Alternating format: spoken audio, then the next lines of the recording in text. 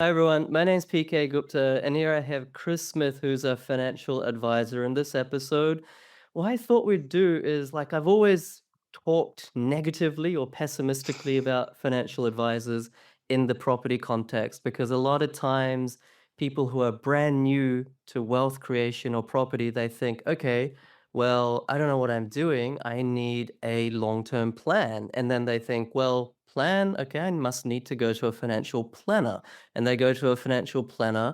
And most times, perhaps not Chris, most times the financial planner's got a huge bias away from property because they get commissions based on other financial products that they try to sell you. And so this person gets, that they pay a $5,000, $6,000 fee.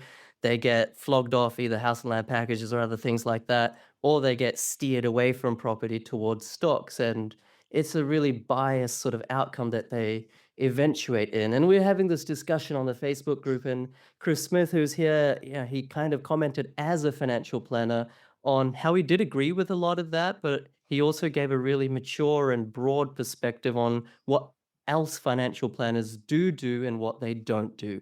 So in this episode, it's really what I want to get is a real broad understanding of if you want to build wealth, if you want to build passive income, what should you do? That's number one. Number two is why most financial planners are not the best for property advice. Number three, but what they do that is indeed helpful. Number four, what insurances do you need in your wealth journey to really protect your assets? And number five, Chris is very successful, in all sort of facets of wealth, for himself and his family as well, for his clients. What are the biggest lessons that he's learned from his perhaps richest clients that we can all leverage from? So that's the agenda. I'm really excited. And thank you so much, Chris, for making time. Okay, nice to join you. Welcome to the Oz Property Investment Mastery Podcast. My name's PK and I help busy people build passive income by buying top 5% growth and cash flow property and build a portfolio using data without wasting months doing research, spending weekends at inspection or catching flights, or dropping $10,000 to $20,000 on buyer's agents every single time. So if you're confused, lack confidence, and just overwhelmed with all the information and marketing misinformation available online and don't know where to start, then this show is for you.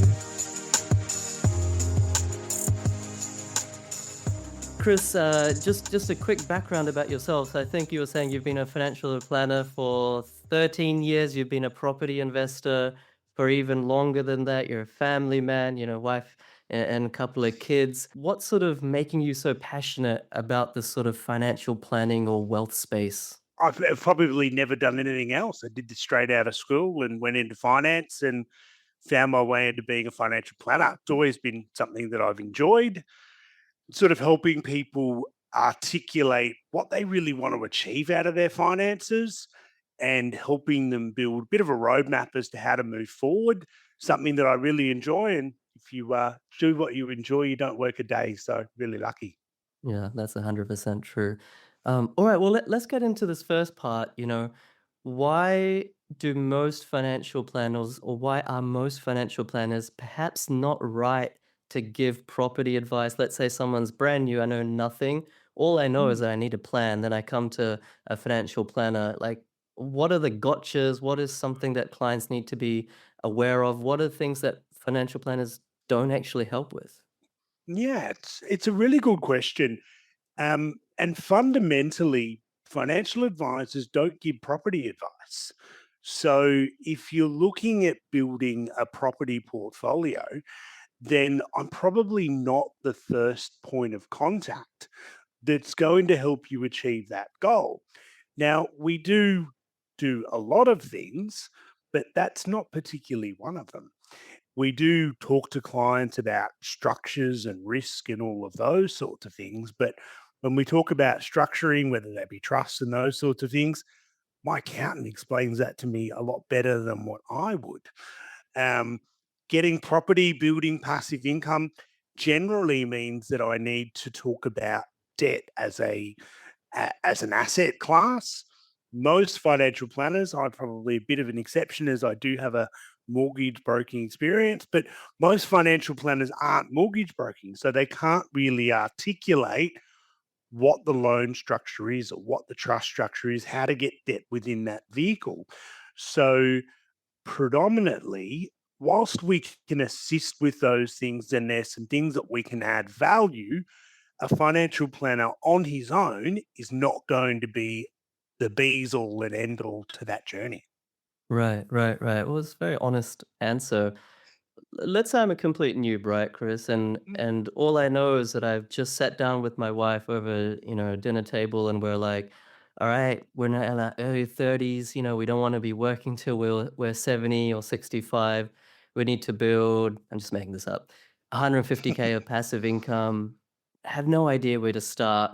Probably stocks are not the best mm, because we don't understand. And property, I can touch and feel it. Bricks and mortar probably feels safer. I don't know if it is mm, or not as a complete newbie. Look, I don't know enough about this. We need some professional advice. Let's go to a professional. Let's go to a financial planner.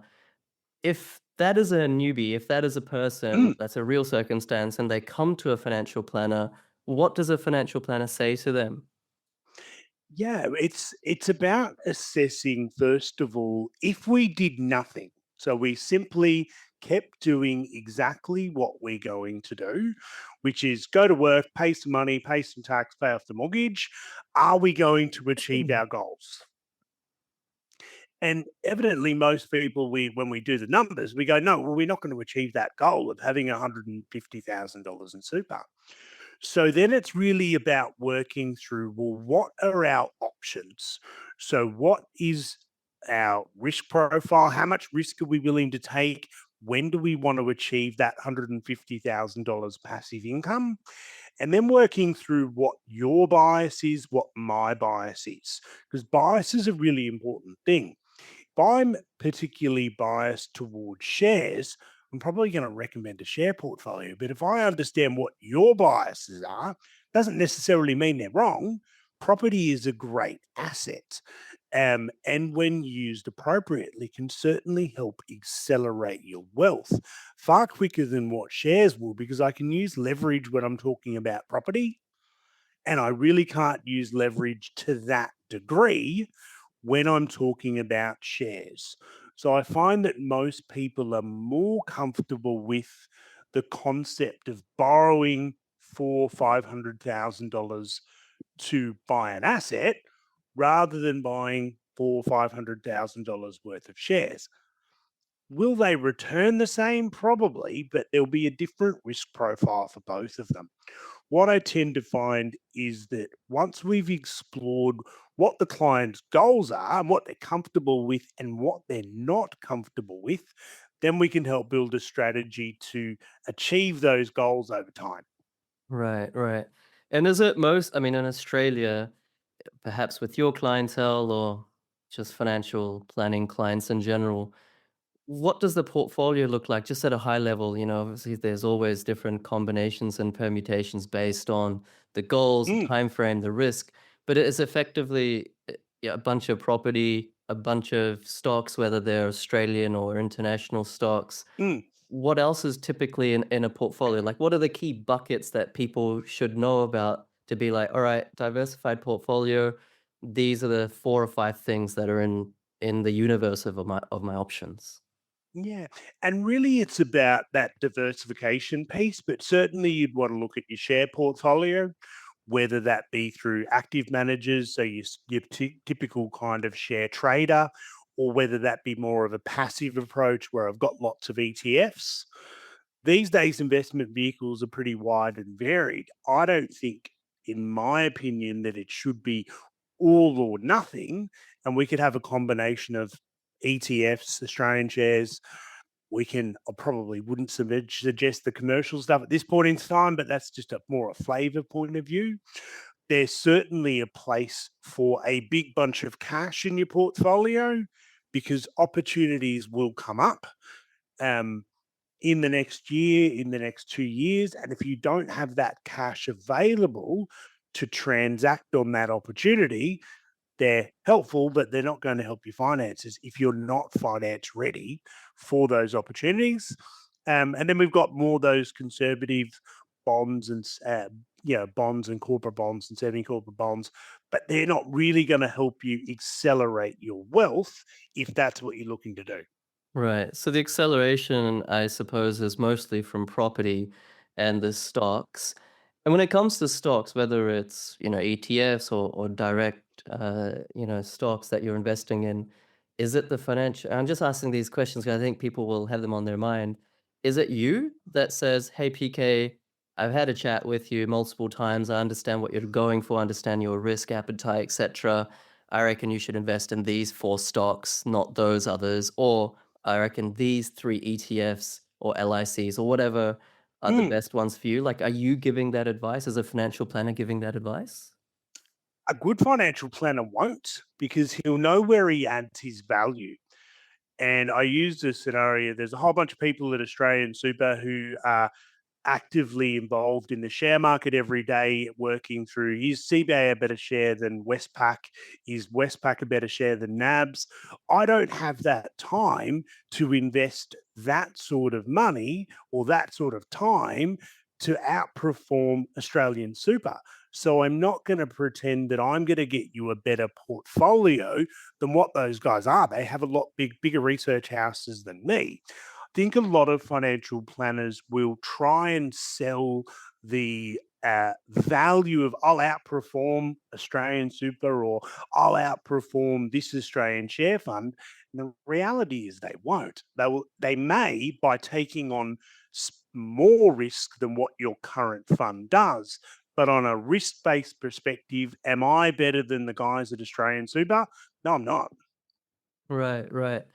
And I don't mean to sound cynical, and I'm asking this question genuinely. So I think, Mm, hearing that, a lot of people will be like, oh, hang on a second, Chris. Like, all right, so property is not the forte of a financial planner per se. Of course, perhaps you're a little bit different because you have that broking experience.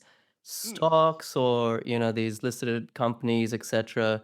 You're not really telling me exactly what to buy. Okay, so that's not perhaps your speciality. mm. Like, what is your specialty? Like, what am I don't even know how much, financial planners charge, but what am I paying you for? What am I paying a financial advisor for? So, if the kind of clients that we work with are probably clients that don't have the time or don't have a clear goal as to what they want to achieve. So we spend a lot of time talking about, okay, well, why is the $150,000 worth of passive income? Why is that really important to you? And what are you willing to sacrifice to do to change to help you get there? We spend a lot of time talking to clients about risk. How much risk are you willing to take? And is the risk that you're currently take, that whether that be in shares, whether that be in property, is that appropriate? Do you need to take more risk to accelerate to achieve your goals? Or are you already doing really well and we can probably dial down some of the risk? And what are some of the risks that you may not have thought of? Right, right. So, forgive me if this is not the right summation, but it sounds to me like a financial planner is like a super qualified, certified, educated financial counselor almost. It's like these are all the things that you're perhaps have blind spots on. You're not thinking about these, all the risks that you're not fully appreciating, comprehending. Mhm, Make sure that you invest with those in mind, and I mhm, suppose you facilitate the choice of which mm. asset class and then the execution of it. But, and correct me if I'm wrong on this one, but the ultimate decision of what to invest in, where to invest, and why to invest is ultimately the client's. Is that right?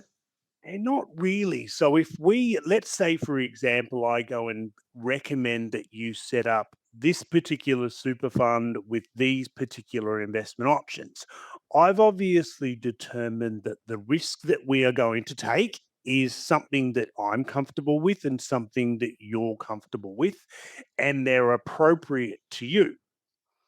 Some of my clients will get a worse return because they come and see me, because when I talk to them about risks, they're really uncomfortable with share market volatility.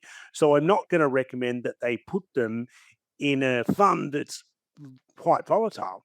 Right. Some of my clients are saying, well, actually, you know what? I'm not happy with my average 8% return that I get from Australian super. And I want to actually accelerate that. What can we do? Do we need to look at a self managed super fund? Is there a cheaper alternative? Australian super has 200 different investment options that we Yeah. can give advice on. Yeah. But 90% of people are in the default option, which will give them a very average return. Mhm. I don't think any of your clients, and certainly none of my clients, are average kind of people. Yeah, sure, sure. Okay, that makes a ton of sense. And then dialing back to the property space. So of course, let's say you've had that discussion around risk with a Mhm. client, and they've decided property is the one that they want to really dial in on. Mm. But they want to keep a little bit of diversification, stocks, bonds, liquid Yep. cash, but majority going into property for the reason that you mentioned, leverage and security, and not v- and little volatility compared to other asset classes. From that point on, what does a financial planner do? Because they're not mortgage brokers, so they're not Mm. going to uh, build out a lending strategy and say you can buy X number of houses over X number of years, and this is the price range, and these are the Mhm. yields that you should chase. They're not like someone that will say buy in this suburb, don't buy in that suburb. Like you guys don't do that. Is there anything else from the property game that you guys help with?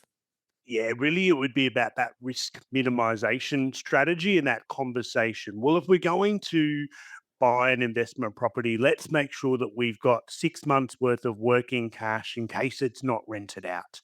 So there's a piece of advice. Yeah. I think the budgeting piece around what's affordable, what are you expecting to get from both a before after tax and an after tax cost is a really important conversation to have before you go and buy it rather than after. Most of these conversations would be have yeah, a really good mortgage broker would have as well as would an accountant. I think the value of financial advice is where somebody doesn't realize, oh, if I actually don't go and buy an investment property or I don't put more into our super, this is actually what I'm going to achieve even at 65. If your clear goal is, well, I don't want to rely on the age pension. My value is really around articulating, well, what you're doing now is not going to get there. So, what do we need to do? What are you comfortable in doing to get that overall goal? Got it, got it. So I think that's a really important value add because you're creating that burning platform to say, if things go the way they are at the moment, the baseline scenario is you're probably going to be disappointed. Just make that up. You're probably going to be Yeah. disappointed by the time you hit 65 or 70. So you need to change. And now the degree to which we change trajectory, risk equals return. You have to add Mhm. risk, but what level of risk are you comfortable with? And then the return will be commensurate with that decision. Absolutely. Most people don't realize that when they get to retirement, add some inflation in that their five, six, $700,000 worth of super is not going to give them that $150,000 in today's figures of passive income. Now, if you don't like that, you need to change that. And there's only one way we can change the outcome, and that's by either taking more risk, saving more, or a whole bunch of different strategies. Yeah, that's a really good point because you can get complacent. Let's say you've worked your whole life, you've earned super, you've got a 500,000 in there. Let's say you're 40 and you're like, Mm, it's pretty good, but like you said, 500,000 sounds a lot, but with inflation the way it goes and currency debasement and all these sorts of things, it's probably not going to be enough for at least a Sydney, Melbourne lifestyle or most yeah. places around Australia these days. And I think it goes a bit deeper. For me, one of my drivers in property was to make sure that I was able to leave an asset base to my children. That's a really clear, defined goal that I have that I articulated with my financial planner. So I know that to achieve that goal, I need to buy some properties that will generate that income, but I don't particularly want to sell down that income to fund my retirement. I want to be able to leave those assets to my children so that hopefully they're life is a little bit less challenging than mine. Don't we all have that hope and aspiration and dream? So yeah, look, I think it sounds like you got no idea what you're doing, but you know there's a burning platform. You need to improve your financial outcomes. You have no idea what to invest in. Then someone like Chris is, your first point of call. And then when you gain clarity, you understand that risk reward spectrum. You get a little bit more educated through the financial counseling with someone like Chris. And Mhm. let's say you choose stocks as your option, then you go hard and educate yourself and perhaps, go deep on that. If you choose property, then someone like myself. But if you have no idea, you have to start with a financial plan and gain that clarity of vision.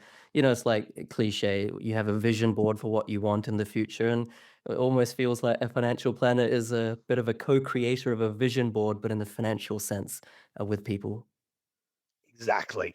Yeah, awesome, awesome. And talk to me about insurances, Chris, because that is the only reason for myself that I've used Mm, financial planners in the past because I was very lucky, financially educated from a young age, just because of what I did at university.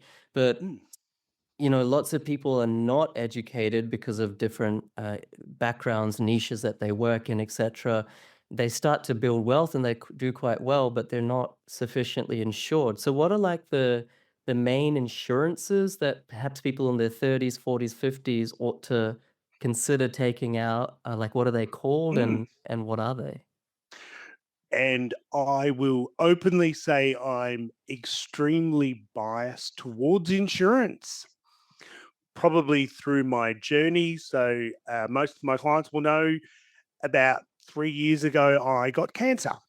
Okay. So, uh, got a really rare form of tonsil cancer. And the best example, I've got lots of examples, but is my journey. So, I had a business, some staff, lots of property, worked for myself.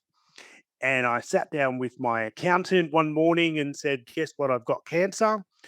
And a good accountant sat down with me and said, "Right, this is your debt, this is your cash flow, this is how much we owe. What's the plan?" And I was there with my wife and I could see the little tears rolling down her eyes. And I said, "It's all good. The insurance guy will come in next." Um, because I wouldn't have been able to drive my property portfolio had I not had the support of my wife. To get the support of my wife, I needed to make sure that I had some risk mitigation tools in place so that when that day happened, she was not in financial trouble. The kids could go to school. We didn't lose the business. We didn't lose the house. Easy way of explaining that is obviously cancer isn't cheap, and I wanted to do cancer the right way. So I had what was called a trauma insurance policy. On the diagnosis of my trauma, the lovely people at BT wrote me a very large check and they said, "Get better soon." Right. And that was a very large, substantial amount of money that we used basically to we used it for really good dinners and we used it for upgrades of rooms. I had my own private room. I didn't travel back and forth to the hospital. I got a hotel. All of those things that helped my recovery were out of pocket expenses. Hmm. But that's how I chose to deal with that cancer. It also meant that my wife could afford to not go to work. Right. Right. Then I had some ongoing income, but I did have a fair bit of cash, so I didn't need my income protection policy to pay me after 30 days. I could afford to wait 3 months before that paid out. And that continued to pay me for a 12-month period until I could return to work in some capacity.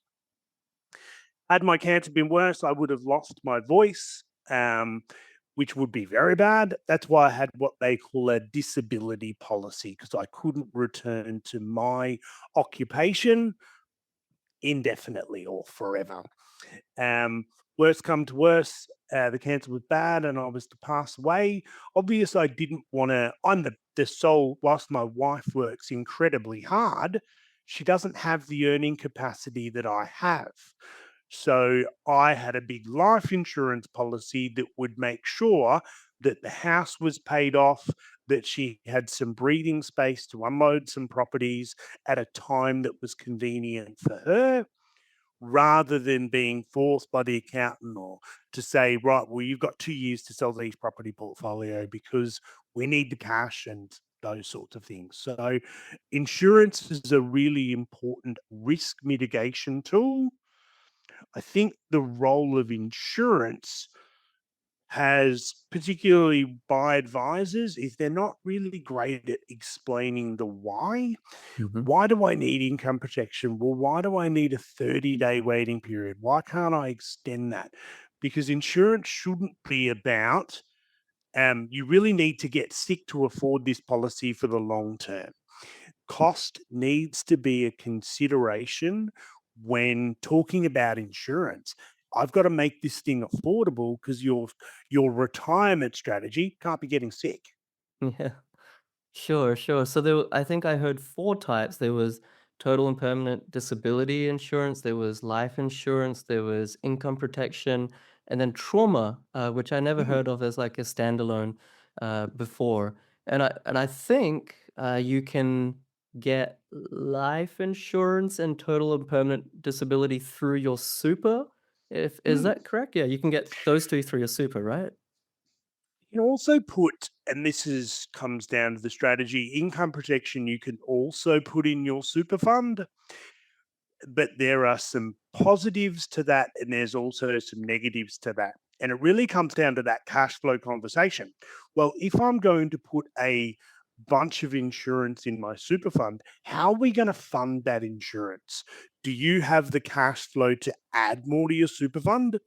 Do we need to significantly reduce the cost of your super fund? Or do we need to take on more risk to counterbalance the fact that we're taking more out of the super fund to fund this insurance? It shouldn't, and I hope there's no advisors out there anymore that just go, let's put a whole bunch of insurance in the super fund without without being worried about the long-term implications, because that can't be the only strategy. Yeah, I think it's Doesn't just work. tempting because it's like, "Oh, I'm not paying for it myself, the super, my SMSF or whatever is paying for it," so it feels like it's not really your money, although it is your money, but delayed Yeah. gratification, so that I think that's a bit of a gotcha. I certainly, when I had those 2 types of insurances, we did it through the SMSF, Mm. and, yeah, I think the financial advisor didn't sit down with me like you're suggesting you do to say, "These are the pros and cons." All he said was, "Oh, you can just get the super to pay for it, so it's a bit of a Yeah. bonus." I was like, "Yeah, let's do that." I think you need to sit there and say, well, if you do put this insurance in the super fund and we do nothing, it'll cost you $300,000 in your retirement. So there needs to be a strategy or a plan to fund that shortfall, because we can't rob Peter to pay Paul. If your goal is to create wealth, Mm. insurance on its own, whilst it's a really good risk mitigation strategy, won't help you create wealth. Yeah, no, that's so true, so true. And how's your cancer going now? Are you Cool. recovered? I'm cancer free, have been. I do my regular 6 month checkups and all of those sorts of things. It's one of those wonderful experiences in life. And my wife will tell you all about this. She says, Chris, you don't drink like a 20-year-old anymore, and you don't go down to the pub and, smoke a pack of cigarettes. And, you probably could lose a few more kilos, but that's all right. So you're all right about jam. Um, but it probably was one of those experiences that prevented me from having a really big heart attack when I'm 55, because I got that warning shot really early in life that I'm not bulletproof Right. and I probably need to slow down a little bit. And I can't work 12 hours a day as much as I love what I do. Yeah. So I look at it. I had some great people around me. I have great doctors around me.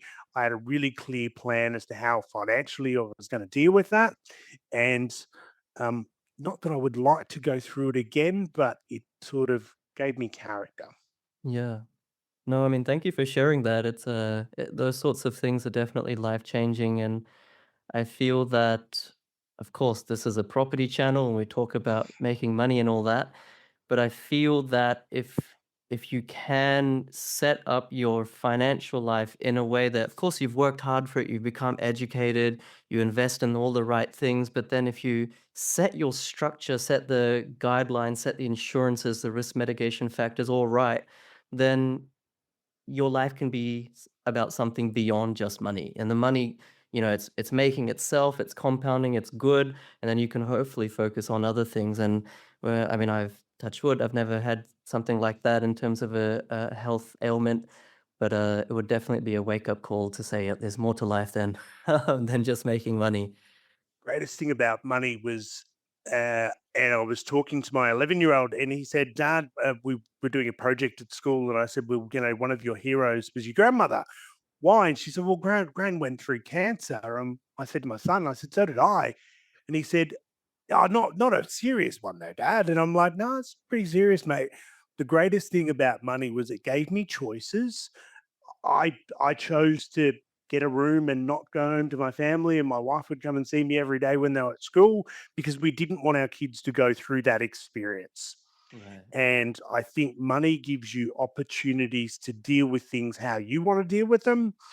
And yeah, we did all right, and I survived and came through it, and I didn't have to sell anything, so I was happy about that. Oh, that's good. That's good. And you can talk from experience insofar as all these insurances and how they actually helped you.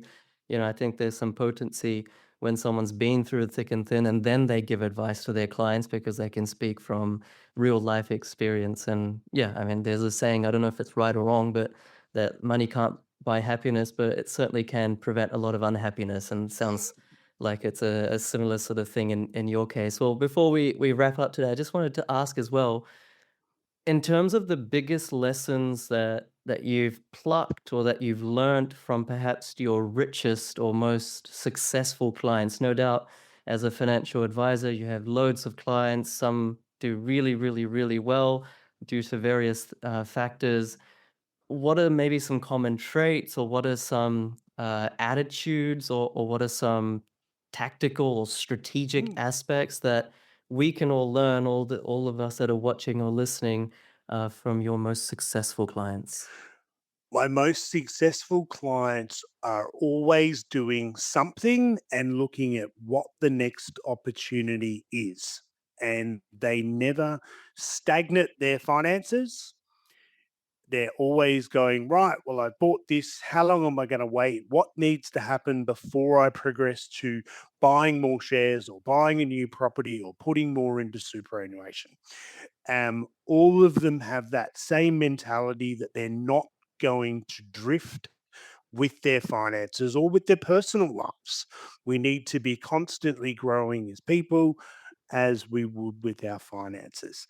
The biggest risk that people can take isn't doing something, it's actually doing nothing.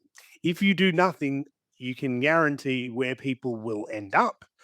Whether you buy stocks, whether you buy shares, the biggest risk is not stocks or shares, it's actually doing nothing at all.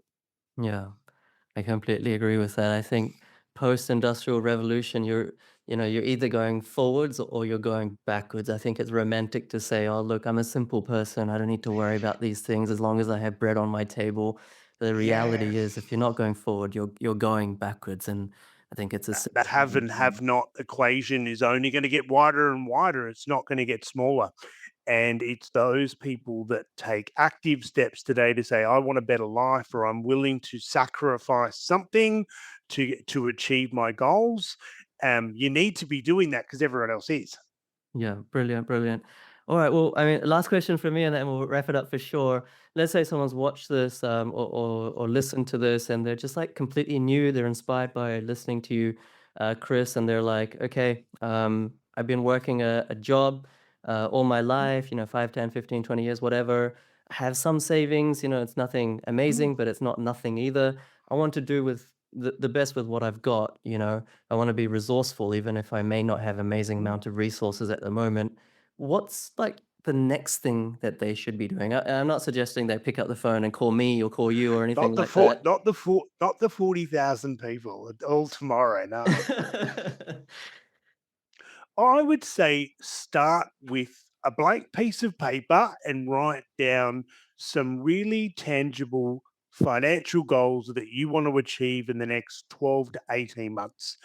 And if you can't move forward with that list, that's when I would potentially reach out, have a look at Google, talk to some advisors.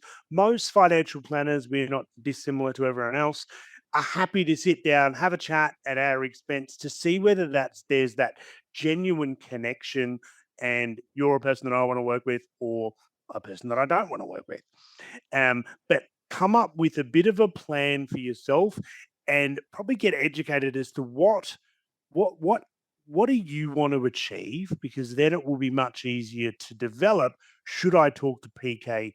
Is a financial planner that I should be talking to? Try and surround yourself with unbiased people if that's at all possible, because we all have biases, but that don't have something to sell you. Right, right.